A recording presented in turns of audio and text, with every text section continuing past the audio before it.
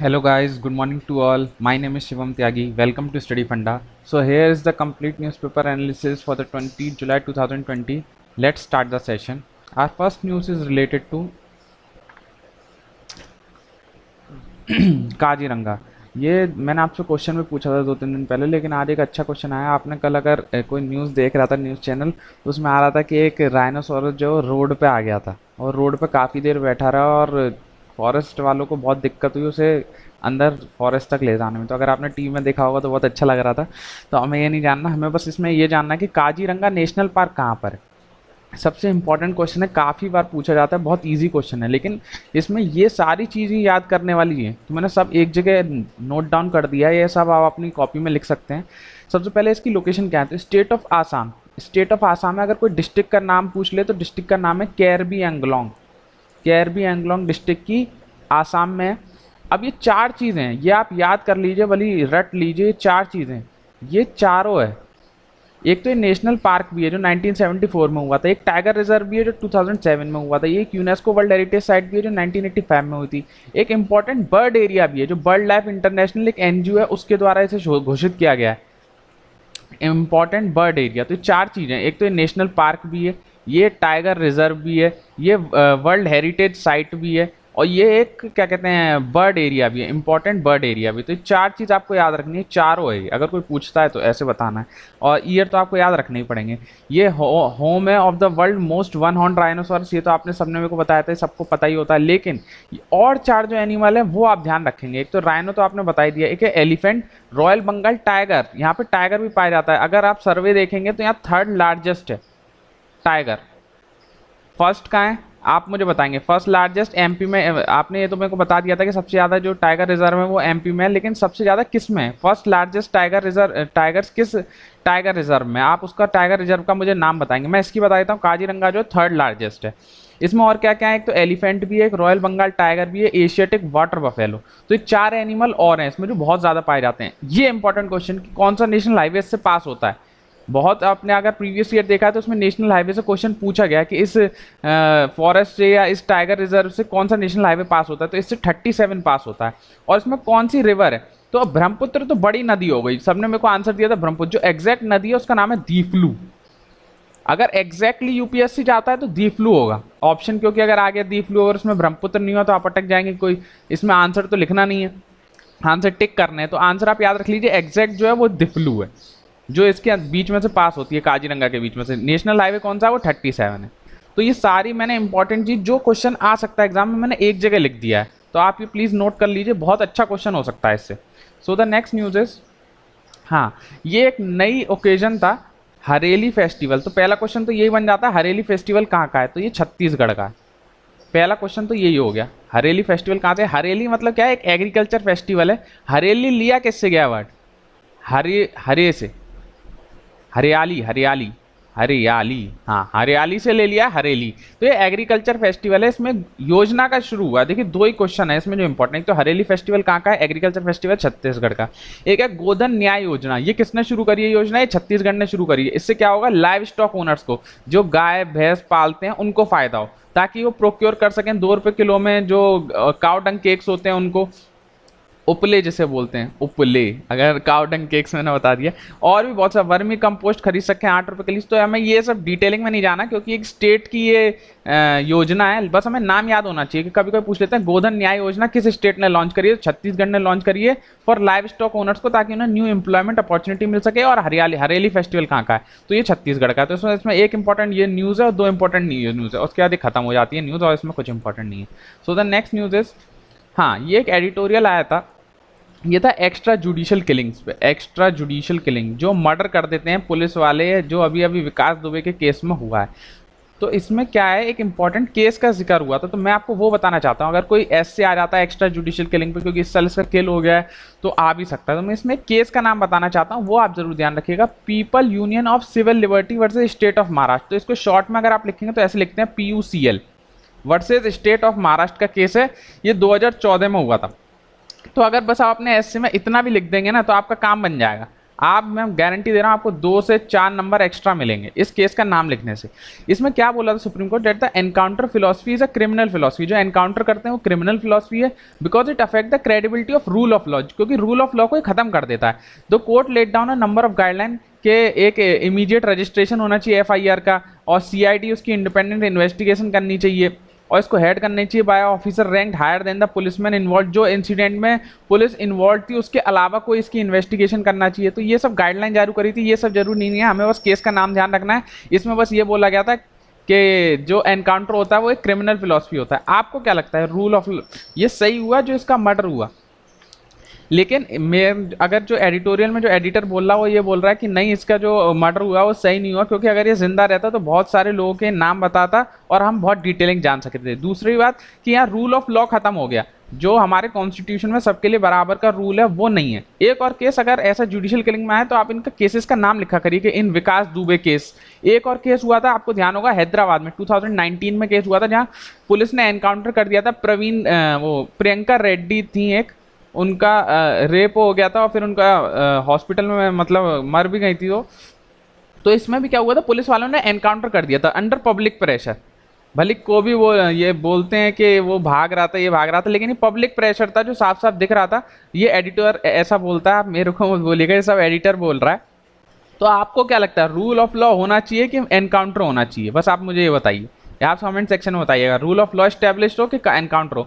और प्लीज़ आप जब अपना ऐसे लिखें, मैं बहुत लोगों को मैं देखा हूँ ऐसे, तो लोग भावनाओं में बह जाते हैं कि नहीं नहीं एनकाउंटर ही सही था, ये तो ऐसे लोगों के साथ यही होना चाहिए। तो आप एक अफसर बनने वाले हैं, आप ध्यान रखिए, आप असिस्टेंट कमांडेंट बनेंगे, आप एंड इतने बड़े अफसर बनेंगे, तो आप ऐसी बात करेंगे नहीं मर्डर होना चाहिए। आपके हाथ में तो लॉ है, आपको हमेशा लॉ के हिसाब से काम करना है। तो प्लीज़ भावनाओं में मत बहा करिए, आपका आंसर एकदम बैलेंस्ड अप्रोच होनी चाहिए। बैलेंस्ड आंसर नहीं है तो किसी काम का नहीं है। फिर आप कितना भी अच्छा आंसर लिख दीजिए, अगर उसमें बैलेंस की कमी है तो आपको कुछ मार्क्स नहीं मिलेंगे, ये आप ज़रूर ध्यान रखिएगा।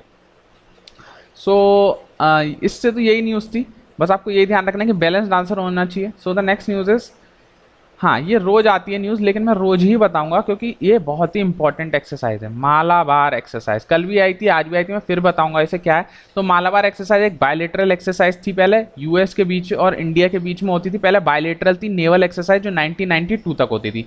उसके बाद इसमें कौन ऐड हो गया, इसके बाद इसमें जापान भी ऐड हो गया, तो ट्राइलेटरल एक्सरसाइज हो गई। 2015 में जापान ऐड हुआ। तो अभी क्या बोल रहे हैं कि इंडिया को एक काम दिया गया है कि आप चाहते हैं कि ऑस्ट्रेलिया इसमें ऐड हो, ऑस्ट्रेलिया को इसमें ऐड करें या नहीं। तो इंडिया के पास है, इंडिया भी, अभी इधर बहुत सारी न्यूज ऐसी आ रही है कि इंडिया हाँ ही बोलेगा ऑस्ट्रेलिया को ऐड करने का। तो अगर ऑस्ट्रेलिया भी इसमें ऐड हो जाता है, क्वाड ग्रुप का पार्ट हो जाएंगे। ये सब क्वाड ग्रुप में पहले से ही है, ये ट्राइलेटरल से क्वाड्रिलेटरल बन जाएगा। ऑलरेडी एक क्वाड ग्रुप है, अगर आपको पता है, उसमें चारों यही कंट्री हैं, ऑस्ट्रेलिया, यूएस, इंडिया, जापान। तो इंडिया के पास ये डिसीजन लेने की पावर आ रही है। तो इसका फायदा क्या होगा अगर ये होता है, ये पूरा ये सिनेरियो बन जाता है, चारों लोग अगर एक्सरसाइज करते हैं, तो इसका फायदा क्या होगा, इसको मैं आपको नेक्स्ट स्लाइड में दिखाता हूँ। ये देखिए, इसका फायदा इधर होगा, हम काउंटर कर सकते हैं साउथ चाइना सी में। जो चाइना बोलता है, ये चाइना का आप देख सकते हैं, मैं आपको यहाँ से समझाता हूँ। बहुत लोग मेरे को बोल रहे थे सर ये चाइना के बारे में थोड़ा बताइए, साउथ चाइना सी के बारे में। तो ये चाइना की टेरिटरी है, ये वियतनाम है। तो ये 9 डैश लाइन ये क्रिएट कर दिया है, 9 लाइन है, अगर आप इसे गिनेंगे तो 9 डैश लाइन है। तो इधर क्या है, इसने इधर आर्टिफिशियल आइलैंड्स बना दिए हैं जहाँ हैवी मिलिट्री डिप्लॉयमेंट कर दिया है, और बोलता है कि जहाँ तक ये मेरी 9 डैश लाइन है, यहाँ तक मेरा एरिया है, ये पूरा मेरा एरिया चाइना ये क्लेम करता है। अब इससे यही मैंने बोला है, बिल्ट आर्टिफिशियल आइलैंड बना दिया, हैवी मिलिट्री डेवलपमेंट्स। और जो हमारा फिलीपींस था, ये फिलीपींस है, इसने केस भी करा था। फिलीपींस जो है इसने केस कर दिया था, केस का करा था यूएन क्लॉज में। यूएन क्लॉज, यूएन क्लॉज क्या चीज़ है, United Nation Convention on the sea, law of the sea. बस आपको ये याद रखना है, इसमें ज़्यादा डिटेलिंग नहीं जाननी कि यूएन क्लॉज क्या चीज़ है। तो ये लॉ ऑफ द सी है, जो सी के अंदर लॉ फॉलो होते हैं, वो है 1982 में साइन हुआ था, ये लॉ ऑफ द सी है।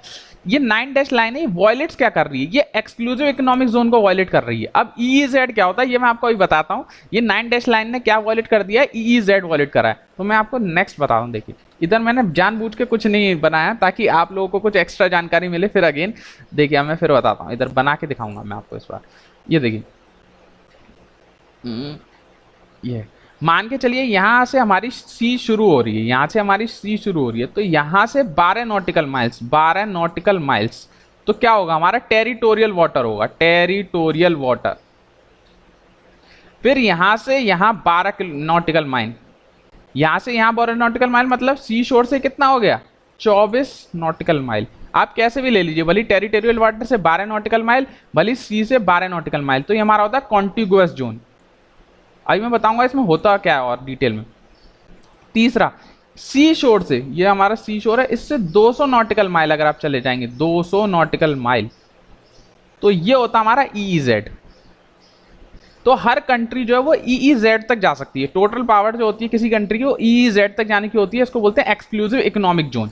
इसके आगे ओपन सी होता है, इसके में कोई भी आ जा सकता है। तो टेरिटोरियल वाटर में हमें सब कुछ अलाउ होता है, ऑल थिंग्स, कोई भी आ जा सकता है, कोई भी प्राइवेट कोई भी पब्लिक आदमी इसमें जा सकता है, ऑल थिंग्स, कुछ भी हम इसमें कर सकते हैं टेरिटोरियल वाटर में। कॉन्टिग्युअस जोन में बस स्टेट जा सकती है, इसमें कोई फ्लाइंग नहीं कर सकता, मतलब कस्टम्स के लिए अलाउड होता है, या कोई आ रहा है इसमें पूरी स्टेट, मतलब पुलिस जो हमारी नेवल फोर्सेज हैं वो इसमें अलाउ होती हैं, या इसमें कोई कस्टम से आ रहे हैं जा रहे हैं तो इसमें पूरी चेकिंग वेकिंग होती है, सब उसके लिए होता है। ईजेड हमारी एक्सप्लोरेशन के लिए होता है, इसमें कुछ अलाउड नहीं होता, बस एक्सप्लोरेशन अलाउड होता है, और इंडिया की नेवल शिप यहाँ जा सकती है, कोई हमारे अंदर घुस नहीं सकता। ईजेड में घुस सकते हैं with the help of permission, लेकिन ये मेनली जो ईजेड होता है वो एक्सप्लोरेशन होता है। आपको पता है अभी हमारे पास इंडियन ओशन में एक पॉलीमेटलिक नोड्यूल्स करके हम खोद रहे हैं इंडियन ओशन से, बहुत इंपॉर्टेंट चीज़ है, आप याद रख लीजिए, पॉलीमेटलिक नोड्यूल्स बोलते हैं उन्हें।